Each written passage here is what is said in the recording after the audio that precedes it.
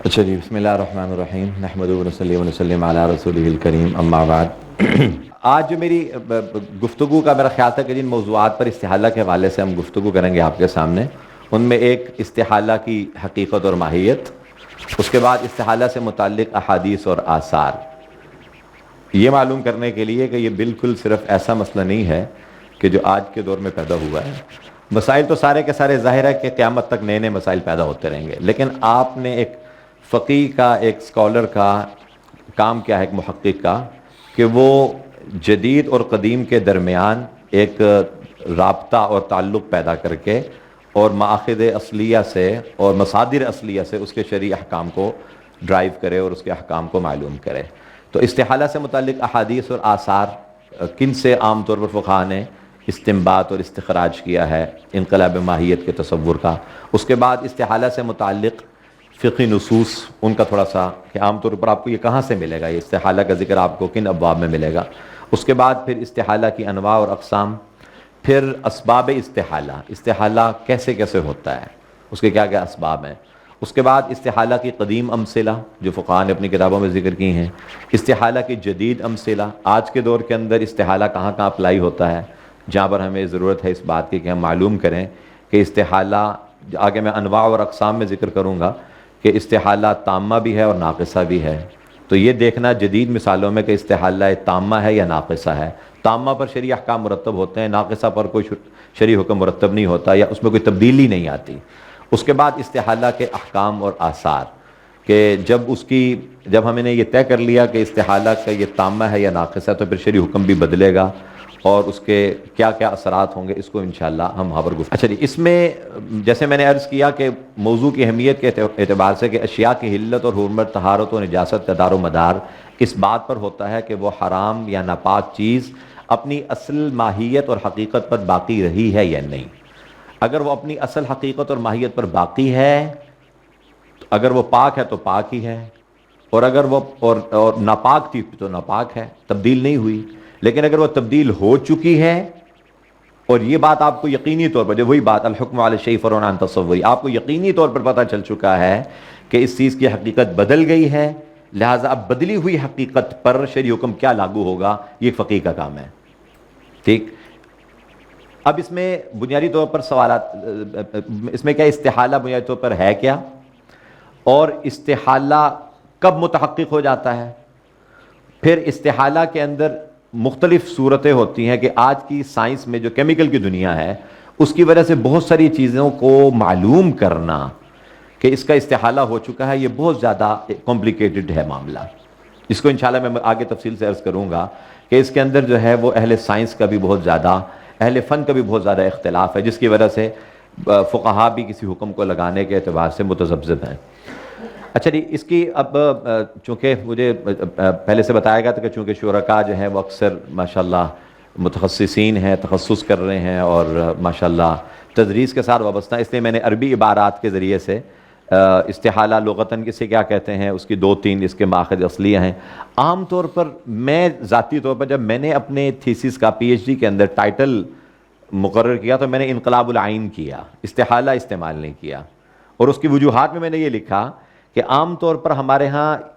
استحالہ سے ذہن مستحیل کی طرف چلا جاتا ہے کہ ایک چیز ناممکن ہے، عام طور پر جو ہے وہ ہم اس چیز کے جو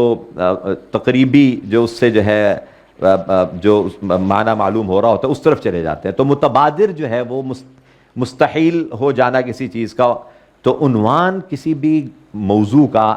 یا کسی بھی تحقیق کا ایسا ہونا چاہیے کہ اول وہلہ میں کسی قاری کو یا کسی طالب علم کو پتہ چل جائے کہ یہ موضوع کیا ہے اور اس کی حقیقت کیا ہے اور کس کے حوالے سے یہاں پر تحقیق یا گفتگو ہو رہی ہے۔ تو اس لیے استحالہ عام طور پر عربی کتابوں کے اندر تو لفظ استعمال ہوتا ہے، اور احال یحیل احالتاً کے باب سے، تو لیکن عموماً جو ہے فقہاء قدیم فقہاء نے بھی چونکہ قلب ماہیت انقلاب العین کا لفظ استعمال کیا ہے، تو میرا اس کے اندر رائے یہ ہوتی ہے کہ اہل علم کو وہ اصطلاحات استعمال کرنی چاہیے جو کہ عام فہم ہیں اور اس میں ذہن کسی دوسری طرف نہیں جاتا۔ بہرحال تو فقہ اس میں اصطلاح میں اس کی جو تعریف ہے وہ انقلاب العین النجسہ او المحرمہ الی عین اخری جدیدہ مباینۃ لہا، مباینۃ لہا کانقلاب الخمر خلا وتحول دم الغزال مسکن والعلقۃ والنطفۃ مضغۃ والزیت المتنجس صابونا۔ یہ عام طور پر فقہا نے جو اس کی تھوڑی مثالیں جو ذکر کی ہیں تعریف کے ساتھ کہ بھی ایک چیز اپنی حقیقت سے بدل کر دوسری طرف چلی گئی، جیسے اس کی مثال جو ہے شراب کا بدل کر سرکہ بن جانا، اور جیسے جو ہے خون کا جو کہ ہرن کے خون سے مشک بن جانا۔ امام بخاری رحمۃ اللہ علیہ نے جب اپنی کتاب صحیح بخاری کے اندر جہاں ذکر کیا مختلف چیزوں کے حقیقت کے بدل جانے سے شرعی حکم کے بدلنے کا، تو انہوں نے اس حدیث کا کو وہاں پر امام بخاری رحمۃ اللہ علیہ کے تو استدلال بہت دقیق ہوتے ہیں، تو امام بخاری رحمۃ اللہ علیہ نے وہاں پر اس شہید والی حدیث کو نقل کیا کہ جب قیامت میں جب وہ اللہ کے ہاں پیش ہوگا تو اس کا خون جو ہوگا وہ اس سے خون کی بدبو نہیں آئے گی بلکہ مشک کی خوشبو آئے گی۔ تو امام بخاری رحمۃ اللہ علیہ نے اس سے قلب ماہیت پر استدلال کیا ہے، وہ آگے جو ہے وہ حدیث کی تفصیلات میں اس کے اندر آئے گا۔ تو اسی طرح سے قلب ماہیت کی سب سے بڑی مثال ہم ہیں جو آپ آپس میں بیٹھے ہوئے ہیں، کہ انسان جو ہے بنیادی طور پر وہ منی کا قطرہ تھا، اس کے بعد وہ پھر اس کے اوپر علاقہ، پھر اس کے بعد نطفہ سے علاقہ، پھر مضغہ، ثم فکسونا العظام لحما ثم انشأناه خلقا آخر فتبارک اللہ احسن الخالقین۔ تو انسان کا اپنا وجود یہ انقلاب عین کی سب سے بڑی دلیل ہے کہ اس کے اوپر مختلف جو ہے ادوار گزر کر انسان گوشت پوش کا جو انسان نظر آ رہا ہے، تو یہ انقلاب ماہیت ہے۔ اس کے بعد نیکسٹ، دور حاضر کے ایک معروف اسکالر ہیں عبدالستار ابو غدہ، انہوں نے اس کی تعریف کرتے ہوئے موجودہ دور کے اندر جو کیمیائی تبدیلی یا کیماوی تبدیلی جو اس کے اندر آتی ہے، تو اس کو انہوں نے ان الفاظ کے ساتھ ڈیفائن کرنے کی کوشش کی ہے: تغیر الشیء وتحولہ من طبیعتہ الی طبیعۃ اخری وہو اما ان یحصل بطرق بسیطہ او بتفاعل کیمیائی۔ عام طور پر جو ہمارے ہاں شام کے اور خلیج کے جو علماء ہیں وہ تفاعل کیمیائی کا لفظ استعمال کرتے ہیں، اور جو مراکش، تیونس، الجزائر، مالکی علماء عام طور پر کیماوی کا لفظ استعمال کرتے ہیں۔ وہ دونوں ہی درست ہیں اپنا یعنی صرفی اعتبار سے۔ تو یحول المادہ من مرکب الی مرکب اخری ویسمیہ الفقہاء باسماء اخری مثل تحول العین، انقلاب العین والاستہلاک۔ عام طور پر یہ اصطلاحات کسی نے استہلاک کا لفظ استعمال کیا ہے، کسی نے تحول کا، کسی نے انقلاب العین۔ اچھا، اب تھوڑا سا صرف اور صرف نمونے کے طور پر کہ فقہاء اربعہ نے انقلاب عین کو ذکر کیا ہے۔ علامہ شامی نے جہاں پر شرکہ سے شراب کے سرکہ بننے اور حمار کے نمک کی کان میں گر جانے کے بعد نمک بن جانے کے وغیرہ کی جہاں مثالیں ذکر کی ہیں، وہاں پر انہوں نے ذکر کیا فَإِنَّ ذَلِكَ كُلَّهُ انقلاب حقیقت الی حقیقت اخری۔ وہاں پر انہوں نے اس کی جو توجیہ یا تعلیل شرعی علت جو بیان کی ہے وہ یہ کی ہے کہ یہاں پر انقلاب ماہیت والا اصول اپلائی ہوا ہے۔ تو قلب ماہیت کی وجہ سے اب چونکہ نمک پاک ہے تو جو چیز جو ہے نمک میں جا کر نمک بن گئی، تو اب اس کی ایک نئی حقیقت بن چکی ہے۔ اب وہ پرانی، اب ہم یہ نہیں دیکھیں گے کہ یہ پہلے کلب تھا یا حمار تھا یا خنزیر تھا، بلکہ اب اس کی حقیقت متحولہ جو ہے وہ اس کو دیکھیں گے۔ اب جو اگر وہ پاک ہے تو اب اس پر بھی ہم پاکی کا حکم لگائیں گے۔ اس کے بعد ابن حطاب مالکی رحمۃ اللہ علیہ نے بھی جہاں پر ذکر کیا ہے فارۃ المسک کا، تو وہاں پر بھی انہوں نے یہ ذکر لیا ان استحالت عن جمیع صفات الدم وخرجت عن اسمہ الی صفات واسم یختص بها فطہرت لذلک۔ وہ بھی یہ بات کہتے ہیں کہ بھی عام طور پر اگر کوئی چیز کسی مشک کے بہت بڑے کسی مرتبان میں یا کسی برتن میں آپ نے کوئی چیز ڈالی اور وہ تحلیل کر گئی اس کے اندر، اور اس نے اس کو جو ہے وہ اس کے اندر مکس ہو گئی، اور اب وہ بالکل اب وہ مسک اور خوشبو بن گئی ہے، تو ایسی صورت میں اب اس پر خوشبو اور مسک کا حکم لگایا جائے گا، اس سے پہلے جو وہ چیز تھی اس کا حکم نہیں لگایا جائے گا۔ امام تقی الدین شافعی رحمۃ اللہ علیہ بھی استحالہ کا معنی ذکر کرتے ہیں انقلاب الشیء من صفت الی صفت اخری۔ اسی طرح ابن قدامہ حنبلی نے بھی اس کا ذکر کیا ہے، اگرچہ یہ بات میں آپ کو عجیب عرض کروں، ائمہ اربعہ میں سے انقلاب ماہیت کے قائلین، انقلاب ماہیت کو تو سب مانتے ہیں، لیکن انقلاب کی دو قسمیں عام طور پر کی جاتی ہیں۔ ایک کو کہا جاتا ہے انقلاب طبیعی، جس کو فطرتی انقلاب کہا جاتا ہے، اور دوسرے کو انقلاب اختیاری کہا جاتا ہے۔ انقلاب طبیعی کا مطلب یہ کہ ایک چیز قدرت کے ایک نظام کی وجہ سے وہ تبدیل ہوتی رہتی ہے اور ایک نئی شکل اختیار کر جاتی ہے۔ جیسے اس کی مثال انسان کہ منی کے قطرے سے خدا نے اپنی قدرت سے ماں کے پیٹ کے اندر مختلف مراحل سے گزار کر اس کو انسان بنا دیا۔ اب یہ انقلاب طبیعی ہے، یا فقہا نے اس کی مثال یہ ذکر کی ہے تخلیل اور تخلل، یہ دو لفظ ہیں۔ تخلل باب تفاعل سے کہ ایک چیز خود بخود خمر تھی، آپ نے اس کو جو ہے وہ کسی دھوپ میں یا کسی جگہ پر رکھ دیا اوپن، اور جس سے آہستہ آہستہ آہستہ اس سے خمریت ختم ہو کر وہ خود بخود خل اور سرکہ اور وینیگر بن گئی، تو اب یہ انقلاب طبیعی ہے۔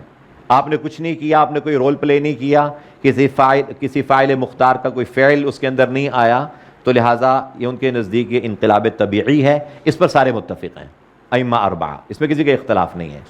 البتہ جو انقلاب اختیاری ہے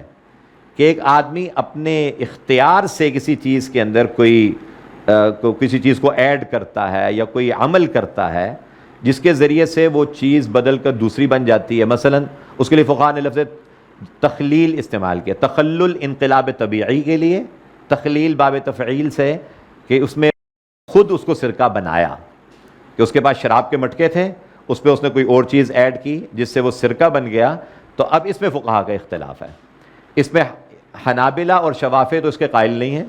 وہ کہتے ہیں کہ چونکہ اس سے جو ہے حرام چیزوں کے استعمال کا دروازہ کھل جائے گا، لوگ حرام چیزیں لیا کریں گے، کہیں گے جی ہم نے تو اس کو حلال بنانا ہے۔ لوگ شرابیں خریدیں گے، کوئی چھاپا مارے کہ بھئی تم نے کیوں شراب کے مٹکے رکھے ہوئے ہیں، تو کہے گا کہ جی جناب میں نے اس سے جناب سرکہ بنانا ہے۔ تو چونکہ اس سے ایک اس حرام کے استعمال کا ایک دروازہ کھلے گا، تو سدًا للذریعہ یا سدًا للباب وہ اس سے منع کرتے ہیں۔ احناف کے نزدیک اگرچہ کسی چیز کو، حرام چیز کو استعمال کرنا اس کی نیت پہ ڈیپینڈ کرتا ہے، لہٰذا جیسے یہ اعانت علی المعصیت کی جو بحث ہے کہ اگر کوئی آدمی کو یہ بات معلوم ہو جائے کہ میں جس کو یہ چیز بیچ رہا ہوں یہ یقینی طور پر کسی معصیت میں استعمال کرے گا، تو فقہا نے اس کے بارے میں جو شرعی احکام بیان کیے ہیں، اس شخص کے مقابلے میں اس کے بارے میں آپ کو پتہ نہیں ہے۔ ایک آدمی آپ کی دکان سے اسلحہ لے کر جا رہا ہے، اب آپ کو معلوم نہیں، لائسنس اس کے پاس ہے، آپ بھی اسلحہ جو فروخت کرتے ہیں باقاعدہ حکومت سے لائسنس لے کر آپ اپنی دکان چلا رہے ہیں، لیکن اب آپ کو معلوم نہیں کہ یہ لائسنس یافتہ اسلحے کو جا کے جائز چیزوں میں استعمال کرے گا یا ناجائز، تو ایسی صورت میں اس کا وبال آپ کے اوپر نہیں ہے۔ تو احناف اس کے اندر نیت کی طرف چلے جاتے ہیں کہ اگر تو اس میں یہ بات معلوم ہو جائے کہ یہ اس لیے حرام چیز کو لے کر جا رہا ہے کہ میں اس کو حلال بناؤں گا، ٹھیک، تو ایسی صورتحال میں اس کو بیچنا یا اس کو استعمال جائز ہے، اس لیے کہ ایک حرام کو وہ حلال کی طرف لے کر جا رہا ہے تاکہ وہ قابل استعمال بن جائے۔ لیکن اگر وہ اس لیے لے کر جا رہا ہے کہ میں حرام کو بطور حرام کے استعمال کروں گا تو اس کی اجازت نہیں ہے۔ اسی طرح سے مالکی جو فقہا ہیں وہ عام طور پر انقلاب اختیاری میں احناف کے ساتھ ہے، اور احناف میں سے بھی سب سے زیادہ جو انقلاب کی گفتگو کی امام محمد رحمۃ اللہ علیہ نے کی ہے کتاب الاصل کے اندر، اور انہی سے پھر آگے فقہا متاخرین نے اس کو نقل کیا ہے۔ اس کے بعد پھر احادیث میں اس کا جو ذکر ہے،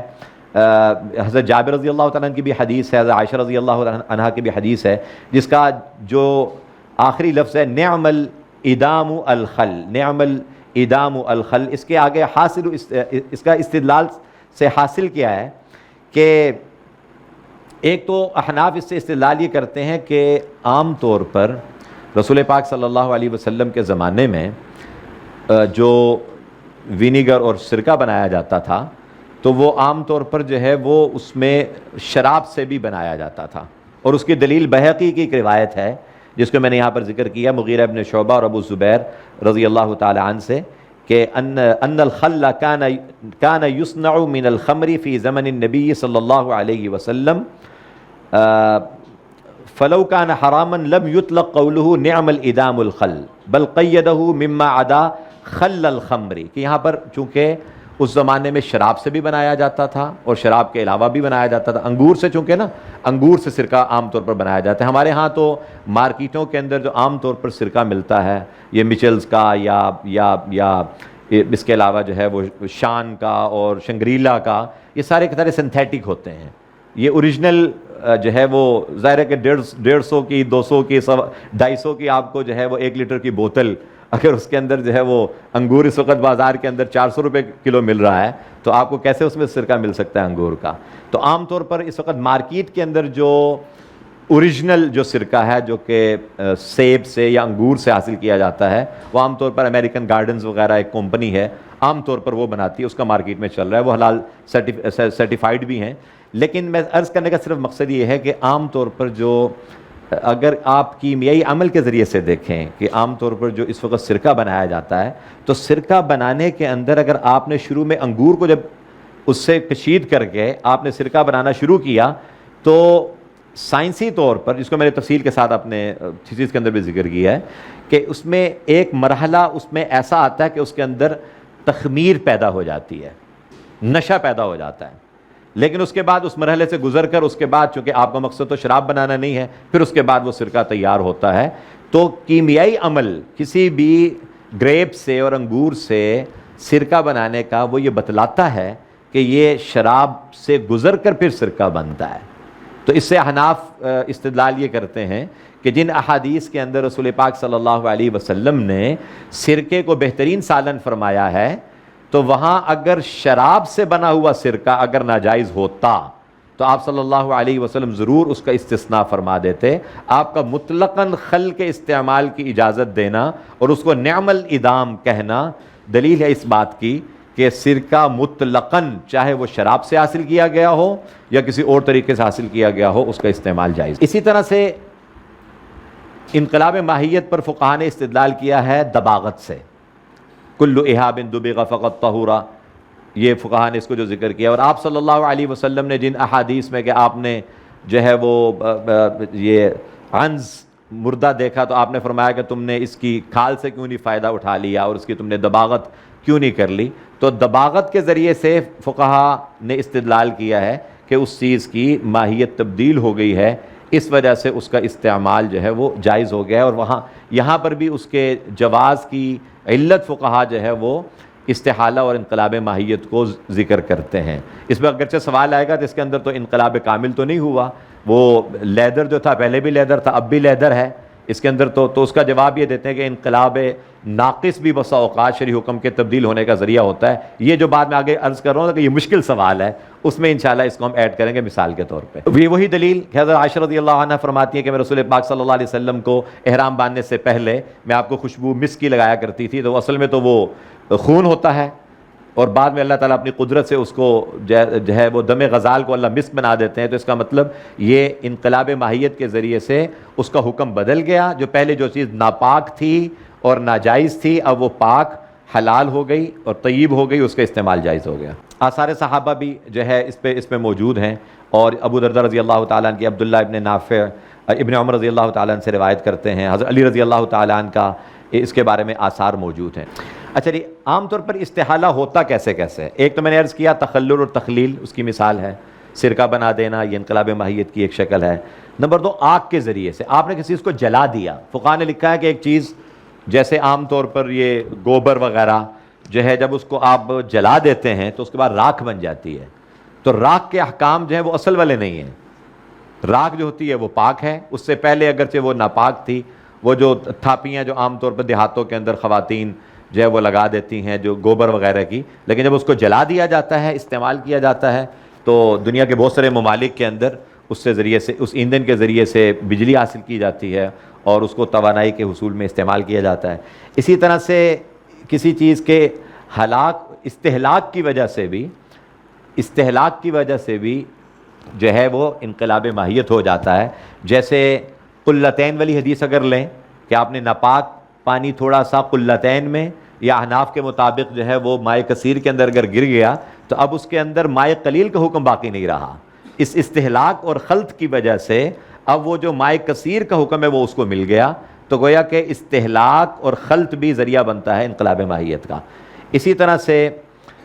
مختلف جو ہے جو طبعی عوامل ہیں کسی چیز کے، جیسے بڑی مشہور اس کی مثال ہے کہ آپ نے دیکھا ہوگا کہ جہاں پر بھی کھاد دی جاتی ہے، کھاد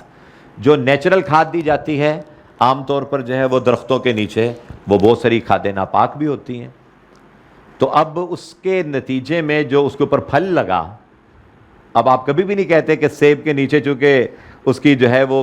جڑوں کے اندر چونکہ ناپاک کھاد تھی تو لہٰذا سیب بھی ناپاک ہے، یا کم از کم مکروہ ہی کہہ دیں اس کو، لیکن کوئی ایسا نہیں کہتا، حالانکہ اس کے اندر طبعی عوامل کی وجہ سے اس کے اندر انقلاب ہو چکا ہے۔ اور پھر اس کی مثال آگے جلالہ کی بھی ہے۔ جلالہ آپ نے سنا ہوگا، اس سواری یا جانور کو کہتے ہیں عام طور پر جب قربانی کے دن ہوتے ہیں تو یہ حدیثیں ہماری نظروں سے گزرتی ہیں کہ وہ جانور جو کہ ناپاکی کھا کھا کے اتنی زیادہ اس کے گوشت میں سمیل پیدا ہو گئی ہے کہ اس کو ذبح کرنے کے بعد بھی وہ سمیل آ رہی ہے، تو اس کا حکم احادیث میں ذکر کیا گیا ہے۔ اور اسی طرح سے دجاجہ مخلات، وہ جو مرغی ہے جو کہ ادھر ادھر منہ مارتی رہتی ہے اور ناپاک چیزیں کھاتی رہتی ہے، تو اگر اس کے جسم سے بدبو نہیں آتی تو اس کا ذبح کر کے اس کے گوشت کی جو افزائش ہوئی ہے وہ ناپاک چیزوں سے ہوئی ہے۔ اس سے حکم جو ہے، ایک میرا پورا چیپٹر جو ہے وہ موجود ہے کہ یہ جو آج کل کی جو مسائل چلتے رہتے ہیں کہ جو آج کل کی جو فیڈ ہے، اس فیڈ کے اندر جناب خون اور جو ہے نا ناپاک چیزیں ڈال کر آج کل کی فیڈ بنائی جاتی ہے، تو لہٰذا بہت سارے لوگ یہ شبہ کرتے ہیں کہ جو چکن ہے اس کا کھانا جو ہے وہ جائز نہیں ہے، اس لیے کہ اس کی فیڈ حرام ہوتی ہے۔ تو اس کا سمپل جواب یہ ہے کہ وہ جو گھریلو مرغیاں ہوتی ہیں وہ کیا ہر وقت پاک چیزیں کھاتی ہے؟ آپ کا بچا ہوا کھانے کے علاوہ بہت کچھ کھاتی ہے جب آپ اس کو کھول کر چھوڑ دیتے ہیں، بلکہ وہ جتنی گندگی کھاتی ہے شاید یہ فیڈ کے اندر، تو پھر بھی یہاں پر انقلاب ماہیت کا تصور جو ہے وہ اپلائی ہو سکتا ہے۔ وہ تو ڈائریکٹ جا کے کیڑے مکوڑے کھا رہی ہوتی ہے، نالیوں میں منہ مار رہی ہوتی ہے، لیکن اس کے باوجود آپ کے ہاں دیسی مرغی کا ریٹ بھی بہت زیادہ ہے، اور آپ اسپیشل مہمان آتا ہے تو آپ اسے کہتے ہیں اس کو شیور نہیں میں نے کھلانا، میں نے تو اس کو دیسی مرغی کھلانی ہے، تو اس کے اوپر وہ اپلائی انقلاب ماہیت کا اصول ہوتا ہے۔ استحالہ کی قدیم صورتیں جو فقہاء نے ذکر کی ہیں، جیسے جو ہے خمر سے جو ہے وہ عصیر سے خمر بن گئی، یا خمر سے خل بن گیا، دم سے لبن یا مسک یا لحم بن گیا، اور ناپاک پانی جب آپ نے کسی کھیتی کو دیا تو ظاہر ہے کہ وہ کھیتی کی افزائش اسی ناپاک پانی سے ہوئی، تو اس کے نتیجے میں جو کھیتی لگی، جو اس کے اوپر پھل لگا، وہ شرعاً جو ہے وہ حلال ہے اور طیب ہے۔ اسی طرح سے جو انڈا ہے، اس کے اندر بھی انقلاب ماہیت کا اصول اپلائی ہوا۔ اسی طرح سے جو میں نے عرض کیا کہ گوبر وغیرہ ہوتا ہے، اس سے راکھ جو بن جاتی ہے، یہ ساری مثالیں فقہاء نے انقلاب ماہیت کی اپنی کتابوں میں ذکر کی ہیں۔ اچھا جی، اب ہم آتے ہیں اقسام استحالہ کی طرف۔ یہ اب ہماری گفتگو کا سب سے اہم جو ہے وہ حصہ ہے کہ مسئلہ کیا ہے انقلاب ماہیت کے اندر۔ دیکھیے، کسی بھی چیز کے اندر آنے والی جو تبدیلیاں ہیں ان کو 3 حصوں میں تقسیم کیا جا سکتا ہے۔ نمبر 1 کو التغیر الفیزیائی، فزیکل چینج، جس کو عربی میں التغیر الصوری کہا جا سکتا ہے۔ نمبر 2 التغیر الکیماوی، کیمیکل چینج، اور تیسرے درجے میں اس کو التغیر الجزیئی، مالیکولر چینج، کہ اس چیز کے جو اس کے اجزائے اصلیہ تھے جس سے وہ چیز بنی تھی وہی بدل گئے۔ بھئی شراب کے کیس میں، دباغت کے کیس میں اس چیز کی اصل باقی رہی ہے، لیکن شرعی حکم بدل گیا ان چیزوں کے ختم ہونے کی وجہ سے جس کی وجہ سے وہ حرام تھی، نجاسات، رطوبات۔ لیکن بعض چیزوں کے اندر وہ بالکل اس کی اصل بدل جاتی ہے۔ فار ایگزامپل صابن، آگے مثالوں میں عرض کر رہا ہوں کہ صابن کے اندر اگر آپ اس کے اندر اینیمل فیٹس استعمال ہوئے ہیں، مجھے ابھی بھی یاد ہے ہمارے بچپن میں گھروں کے اندر قربانی ہوتی تھی تو ہماری جو دادی اماں مرحومہ ہیں ان کو صابن گھر میں بنانے کا بہت شوق تھا۔ کہتی تھی کہ اسپیشلی ایک تو یہ کہتی تھی کہ وہ دمبے لے کر آنا، اس لیے کہ اس میں چربی بہت نکلتی ہے، تو دمبے کی چربی جو ہے وہ لے کر، تو اس زمانے میں فریج وغیرہ بھی جو ہے وہ نادر ہوتے تھے، تو ضروری چیزیں بس فریج میں رکھی جاتی تھیں، تو اس میں دادی اماں مرحومہ جو ہے وہ ساری کی ساری چربی کو لے کر، تو اس کو جو ہے غسل خانے کے اندر عام طور پر سیپریٹ، اس زمانے میں یہ ٹوائلٹ علیحدہ ہوتا تھا اور جو باتھ روم ہے وہ علیحدہ ہوتا تھا، اس میں وہ پانی میں جو ہے وہ بالٹی میں یا کسی ٹب میں ڈال کے رکھ دیتی تھیں۔ وہ 3 دن 4 دن جب عید کا گہما گہمی ختم ہو جاتی تھی تو اس سے پھر وہ صابن بناتی تھی۔ تو ایک بہت بڑا، ابھی بھی آپ نے یہ جو ہے اگر آپ یہ وائٹل کے نام سے ایک چائے اور وائٹل کے نام سے ایک صابن مارکیٹ میں چل رہا ہے، تو اس کے اوپر بڑا سا انہوں نے جو بورڈز لگائے ہوتے ہیں اس پہ لکھا ہوتا ہے حیوانی چربی سے پاک،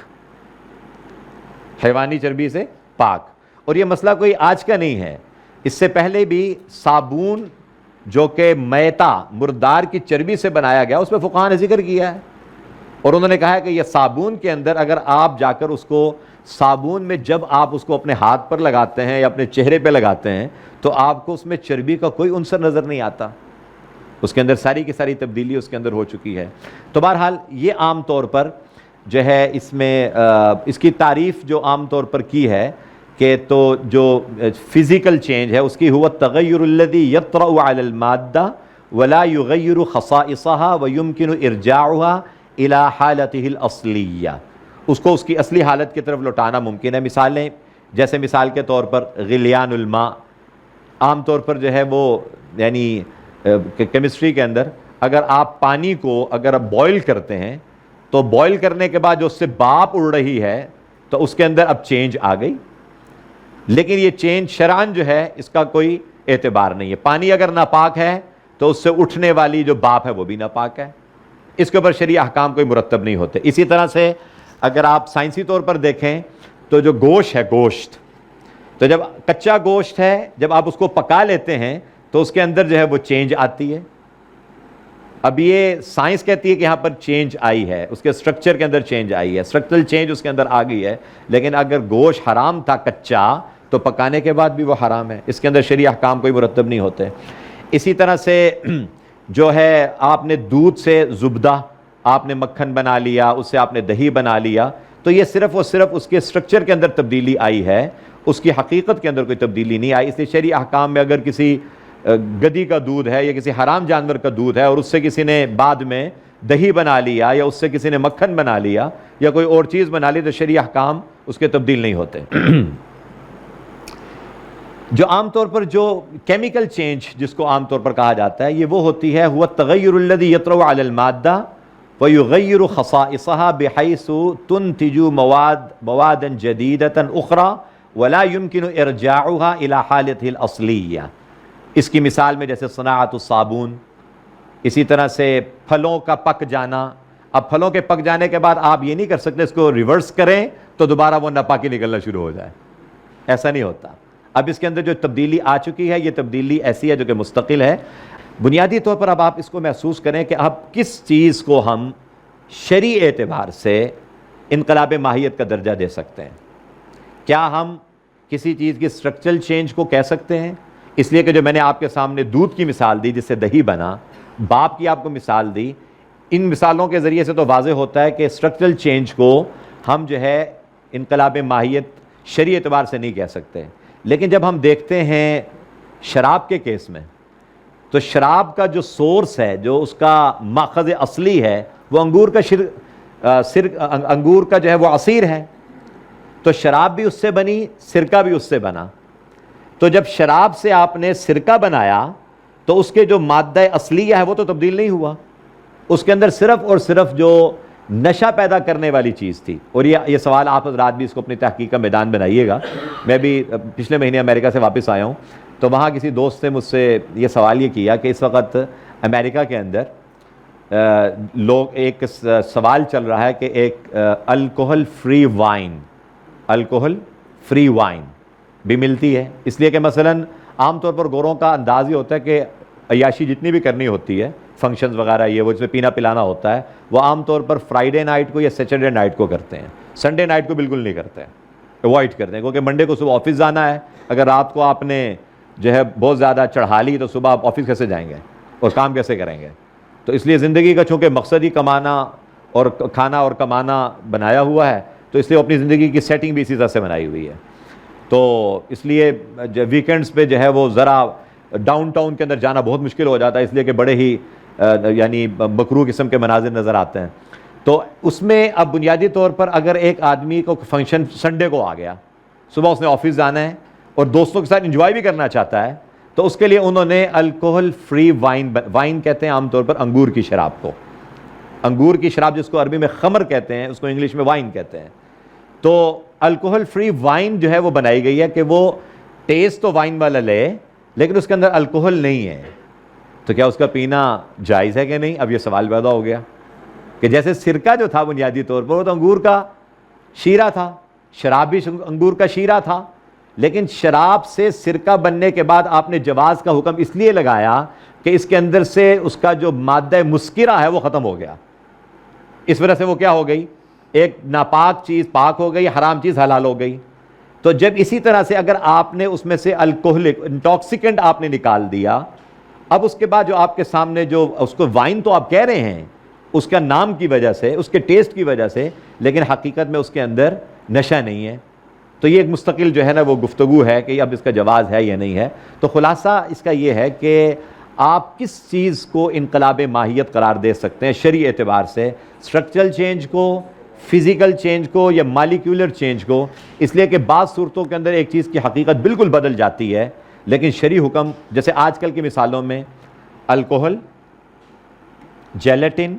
اینیمل فیٹس, یہ 3 بڑی مثالیں ہیں آج کے دور کے اندر انقلاب ماہیت کی. لیکن اس میں الکوہل کے بارے میں تو جرت کے ساتھ فقہا فتویٰ دیتے ہیں کہ اگر چونکہ اس وہ جرت کیوں پیدا ہوئی؟ سرکے کی وجہ سے,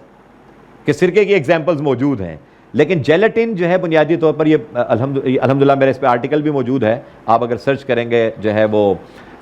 حقیقت الجیلیٹن, اس کے اوپر عربی کے اندر آرٹیکل میرا چھپا ہوا ہے کہ بنیادی طور پر جیلیٹن ہوتی کیا ہے. عام طور پہ ہم یہ جو بچوں کی جو جیلیز ہوتی ہیں, یہ جو کھٹی مٹی سی وہ جو ربڑ کی طرح کی ہوتی ہیں, یہ ہم عام طور پر خود جو جیلی کسٹرڈ کے ساتھ جو استعمال کرتے ہیں, اس کے اندر جو ہے سب سے بڑی مثال ہے کہ اس کے اندر جیلیٹن ڈالی جاتی ہے. پھر جو کیپسول آپ لیتے ہیں, میں بھی امریکہ کے اندر میں نے اپنا وہ مکمل جو وہ ٹیسٹ کروائے, تو میری وٹامنز کی کمی تھی, تو ڈاکٹر نے مجھے ایک میڈیسن ایڈوائس کی. تو وہ جو خاتون ڈاکٹر تھی مسلمان تھیں, تو انہوں نے مجھ سے کہا کہ you can take it but it contains gelatine, کہ آپ لے تو سکتے ہیں لیکن اس کے اندر جیلیٹن ہے. اور امریکہ کے اندر جو ہے وہ جیلیٹن جو ہے وہ اس کا سورس خنزیر کی ہڈیاں ہوتی ہے, کولاجن اور اس کی ہڈیاں. تو اب یہ جیلیٹن جو ہے, لیکن جب آپ اس کے جیلیٹن کو دیکھیں گے, اس کے اوپر میرے پاس پوری ویڈیو موجود ہے 20 منٹ کی کہ جیلیٹن بنتی کیسے ہے. پورے پاکستان میں الحمدللہ حلال جیلیٹن کے اس وقت پلانٹس لگ چکے ہیں. پورے پاکستان سے وہ ہڈیاں اکٹھی کرتے ہیں, ان ہڈیوں کو باقاعدہ جو ہے اس کا چورا بناتے ہیں, اور اس کے بعد پھر اس کی سب سے خوبصورت مثال جیلیٹن کی ہے. آپ میں سے اگر کوئی دوست اگر لاہور کے اگر ہوں, تو جو پائے ہیں, پائے یہ جو عام طور پہ سیری پائے کھائے جاتے ہیں, تو سب جگہ کھائے جاتے ہیں, لیکن لاہور میں جو کہ فضل حق کے پھجے کے جو پائے بڑے مشہور ہیں, اس لیے میں اس کا ذکر کر رہا ہوں. تو عام طور پر کسی بھی پائے کے سالن کو کہ یہ اچھا بنا ہوا ہے کہ نہیں بنا ہوا, اس کی نشانی یہ ہوتی ہے کہ آپ انگلی ڈپ کرتے ہیں شوربے میں اور پھر یوں انگلی کرتے ہیں, یوں. اگر آپ کی انگلی چپکتی ہے تو آپ کہتے ہیں کہ بہت اچھے پائے بنے ہوئے ہیں. لیکن اگر آپ کی انگلی نہیں چپکتی تو اس کے اندر کیا چیز ڈالی جاتی ہے؟ وہ جو مادہ جو لزیجہ اس کے اندر ہے چپکنے والا, وہ بنیادی طور پر وہ ہڈیوں کے اندر سے نکلنے والی کولاجن ہے, جس کو جیلیٹن کہتے ہیں, جس سے جیلیٹن بنتی ہے. تو اس کو بہت ساری چیزوں میں کیپسول, آپ کا کوئی بھی کیپسول ایسا نہیں ہے جو کہ عام طور پر جو ہے وہ انگلش میڈیسن کے اندر جو ایلوپیتھی کے اندر جو ڈالا جاتا ہے اس کے اندر جیلیٹن نہ ہو. اب اس کے اندر کیا انقلاب ماہیت ہو چکا کہ نہیں؟ اب میں کیا کرتا ہوں کہ اس کیپسول کو لیتا ہوں, اس کو کھولتا ہوں, اس میں جو میڈیسن ہے اس کو کھا لیتا ہوں, کیپسول کو پھینک دیتا ہوں. اس لیے کہ جیلیٹن جو کہ خاص طور پر غیر اسلامی ملکوں سے جو امپورٹ کی جاتی ہے, اس کا ماخذ خنزیر ہے. دنیا کے اندر اصول یہ ہے کہ جب بھی آپ کسی چیز کے آپ اجزائے ترکیبیہ کو دیکھتے ہیں اور اس پہ جیلیٹن لکھا ہوتا ہے اور آگے بریکٹ میں اس کا سورس نہیں لکھا ہوا, تو اٹ مینز کہ اس کا سورس پگ اور پورک ہے, خنزیر ہے. یہ انڈرسٹوڈ بات ہے, سمجھ آ رہی بات؟ ہاں, پاکستان کے اندر اگر آپ کوئی چیز لوکل کوئی چیز مینوفیکچر ہوئی, بنی, کینڈیز بنی, یا کوئی اس کے علاوہ رفان کی جیلی ہے یا شان کی جیلی ہے, ٹھیک, اس کے اندر کوئی جیلیٹن ایڈ کی جاتی ہے, تو عموماً اب چونکہ پاکستان کے اندر حلال سرٹیفیکیشن ہوتی ہے, یا تو وہ حلال سرٹیفائڈ لکھ دیتے ہیں یا اس کے آگے وہ لکھ دیتے ہیں کہ یہ لوکل جیلیٹن ہے یا اس کا سورس حلال ہے. تو ایسی صورتحال میں پھر اس کے استعمال میں تو کوئی مذائقہ نہیں ہے. لیکن سٹل پاکستان کے اندر بھی زیادہ, چونکہ اتنی زیادہ جیلیٹن کی کھپت ہے کہ پاکستان میں جو پلانٹ لگے ہوئے ہیں وہ اس کو ڈیمانڈ کو پورا نہیں کر پاتے. اس لیے جن چیزوں کے اندر جیلیٹن موجود ہو, امپورٹڈ ہوں اور حلال سرٹیفیکیشن نہ ہو, اس کا استعمال تو بالکل بھی ریکمینڈڈ نہیں ہے, ٹھیک. اس لیے کہ اس کا سورس حرام ہوگا. امپورٹڈ ہے